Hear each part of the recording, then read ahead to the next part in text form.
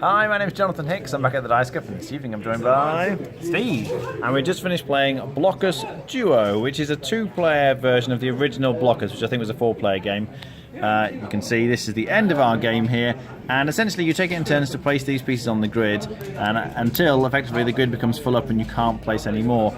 Now, the way the rules for this work are that you can only place one of your pieces, so it touches the corner of another of your pieces, but it doesn't touch the sides of any pieces. So for instance, this piece here, I was able to place it here because it touches the corner of this piece, but it doesn't touch the sides of any of my pieces. You can see it can touch the sides of someone else's piece, that's fine, but just not your own. So if we kind of scoot a few of these off the board here, thanks Steve, that's nice and easy.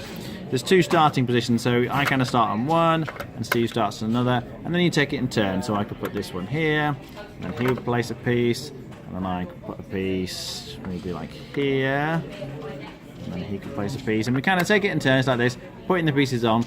You see, you've got all these, what are they called, pentominoes or something, or? Yeah, it's a mix of things, I don't know, I suppose. Yeah, pentominoes, tetrominoes. Some of them have got like smaller numbers of pieces, like there's a 3, and I think there's a 2, there's the 2, and there's a 1 kicking around as well somewhere, isn't there? There it is. So this can obviously be very useful for sneaking in little spaces like that, and then you can kind of sneak through your opponent and try and get through the gaps like that. So this is the 1's actually a very valuable piece.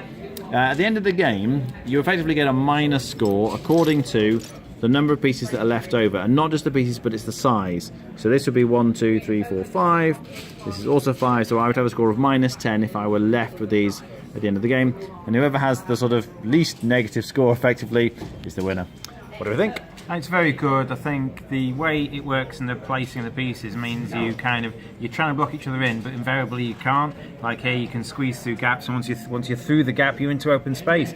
And there are certain bits. Now, Jonathan can't block any of these 5 squares because all of those would invalidate the rule of orange playing next to orange. So I know I'll be able to play in some of this bit. Obviously, he can try and block me here, but I know I can play in some of this bit and trying to get through into gaps. Oh, I can now get into, I can now get through into that gap here in such a way that I've filled the gap. And again, a lot of the time you can't block certain situations, so you try and block opponents in as much as you can, but knowing that once you place a piece, you immediately invalidate all the adjacent pieces around it, so there's space for your opponent to get into whatever piece you play.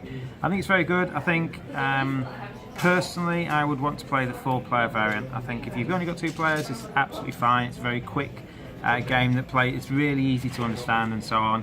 I like the 4-player variant because in this you are always trying to block a specific person. In the 4-player variant, you kind of have to mix it up between blocking him, blocking her, blocking him, and then sometimes not blocking anyone and just trying to get into some space. So here sometimes you might try and get into space, but nearly always you're trying to deny your opponent space, and so obviously it's a slightly more aggressive version of this sort of game.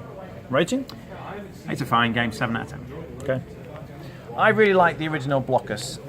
It's a bit more chaotic than this one, so I actually prefer this version. I really like the kind of, the back and forth. Oh, he can place here, he's still got this piece left, so maybe he's going to go here, maybe I can sneak around.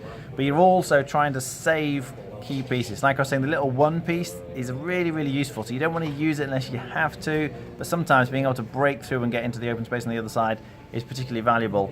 So I always have a great time with this one. I think it's a very good game, and as I say, prefer the 2-player one. I think I'd be on an 8 out of 10. Alright, thanks for watching. That was Blokus Duo.